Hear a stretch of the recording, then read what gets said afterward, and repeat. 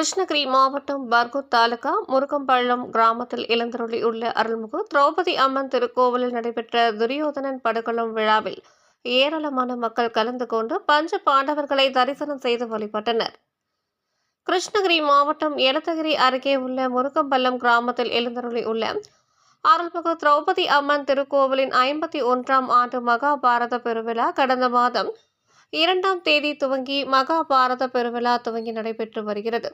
18 நாட்கள் நடைபெறும் இந்த விழாவில் மலையூர் ராமர் நாடக கலைக்குழுவினரின் சார்பில் பாஞ்சாலி திருக்கல்யாணம், அர்சுனன் தவசு, அரவான் கடபலி, அரக்கு மாளிகை உள்ளிட்ட பல்வேறு இதிகாச நாடகங்களும் நடைபெற்று வந்தன. கடந்த 18 நாட்களாக நடைபெற்று வந்த அக்னி வசந்த உற்சவ விழாவில் கடைசி நாளான இன்று துரியோதனன் வதம் செய்யும் நிகழ்ச்சி வெகு விமர்சையாக நடைபெற்றது.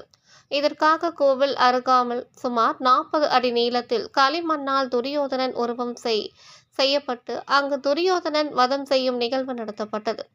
இதில் துரியோதனன் மற்றும் வீமன் வேடம் புரிந்த 2 பேர்களும் சண்டையிடும் காட்சியும் நடைபெற்றது. இறுதிப் போரில் பீமனை துரியோதனனை வதம் செய்யும் நிகழ்வினை ஏராளமான மக்கள் ஆர்வத்துடன் கண்டுகளித்து வழிபட்டனர்.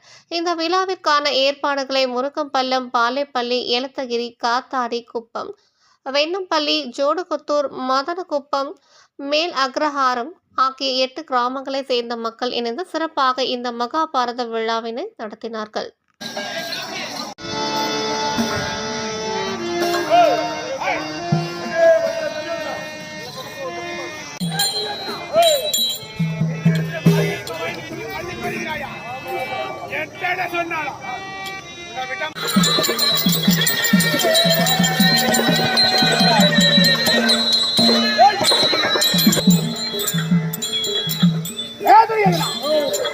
என்ன வார்த்தை சொல்லியிருக்கிறார்?